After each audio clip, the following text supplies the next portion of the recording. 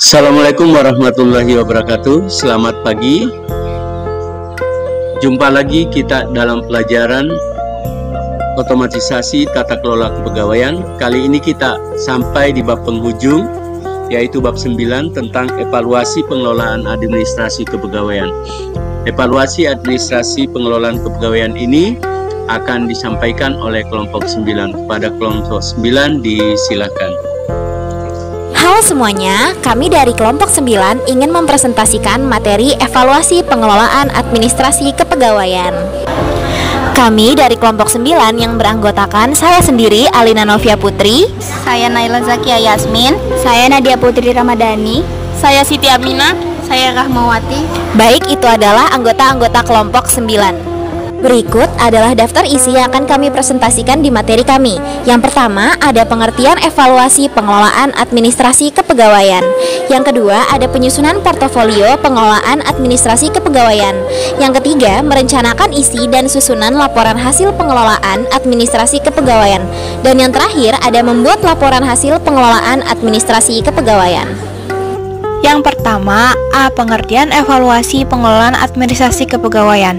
Evaluasi pengelolaan administrasi kepegawaian dapat diartikan sebagai suatu proses kegiatan yang dilakukan untuk mengukur atau menilai hasil pengelolaan administrasi kepegawaian. Menurut buku panduan administrasi kepegawaian yang diterbitkan oleh Dirjen Perbendaharaan Negara, dalam hal ini meliputi penyusunan formasi, pengadaan pegawai, kenaikan pangkat, pembinaan dan pengembangan karir pegawai, dan pemutusan hubungan kerja pegawai. B. Penyusunan portofolio pengelolaan administrasi kepegawaian. Portofolio merupakan sekumpulan informasi yang merupakan catatan dan dokumentasi atas pencapaian prestasi seseorang. Portofolio yang dibutuhkan dalam kegiatan penyusunan formasi dan pengadaan pegawai meliputi dokumen pribadi dan instansi. Dokumen portofolio tentunya diawali dari laporan setiap satuan kerja pemerintah daerah yang disampaikan kepada pihak kantor badan kepegawaian daerah dan regional.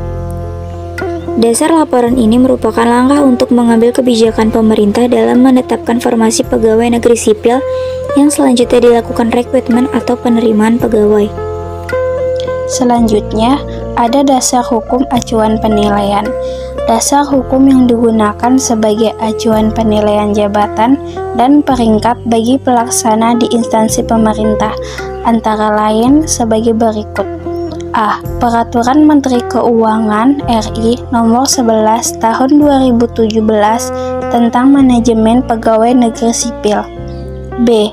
Peraturan Kepala BKN Nomor 21 Tahun 2011 tentang Pedoman Pelaksanaan Evaluasi PNS. C.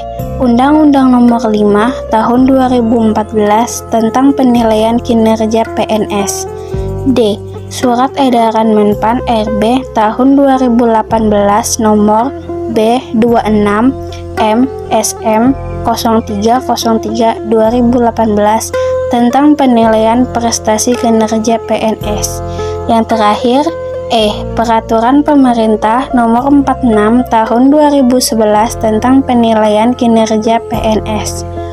Selanjutnya, C. Merencanakan isi susunan laporan hasil pengelolaan administrasi kepegawaian. Yang pertama, prinsipnya sama dengan laporan kegiatan yang memuat latar belakang diadakannya kegiatan rekrutmen. Dasar pelaksanaan kegiatan, waktu pelaksanaan, dan proses biasanya sudah dilakukan secara online. Beban, biaya yang dikeluarkan untuk kegiatan rekrutmen tersebut, tindak lanjut dari kegiatan tersebut, serta hasil evaluasi pelaksanaan kegiatan yang dilaksanakan. Yang kedua, untuk isi dalam laporan hasil evaluasi kegiatan, kepawalan meliputi bab pendahuluan yang berisi dasar hukum, tugas pokok dan fungsi, struktur organisasi. Bagian ini terdiri atas rencana strategis dan rencana kerja tahunan, indikator evaluasi kinerja utama, evaluasi program dan kegiatan. Bagian penutup terdiri atas kesimpulan, permasalahan, dan tindak lanjut. Yang ketiga, ada isi dan bentuk untuk laporan evaluasi pengelolaan pensiun dapat terlihat dalam pensiun di atas. Oleh karena itu, bentuk laporan yang digunakan dalam hal adalah bentuk lembaran atau surat. Selanjutnya, bagian D, membuat laporan hasil pengelolaan administrasi kepegawaian. Jenis laporan berdasarkan penyampaiannya dapat dibedakan menjadi 3 jenis, yaitu sebagai berikut.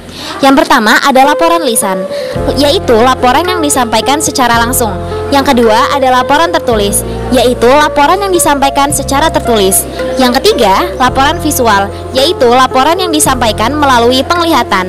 Dan berdasarkan isinya, laporan dapat dibedakan menjadi 5 jenis, yaitu sebagai berikut. Yang pertama ada laporan informatif, yaitu laporan yang berisi informasi saja. Dan yang kedua, laporan rekomendasi, yaitu laporan yang isinya bersifat penilaian sekilas tanpa adanya pembahasan lebih lanjut.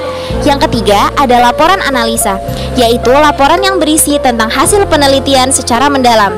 Yang keempat, ada laporan kelayakan, yaitu laporan yang berisi tentang hasil penentuan kelayakan atau pemilihan mana yang terbaik. Yang terakhir ada laporan pertanggungjawaban, yaitu laporan yang berisi pertanggungjawaban tugas seseorang atau kelompok kepada atasan yang memberi tugas tersebut. Yang terakhir, D. Jenis laporan terbagi menjadi 5, antara lain sebagai berikut. 1. Laporan berbentuk formulir, yaitu laporan yang tinggal mengisi pada belangko yang disediakan.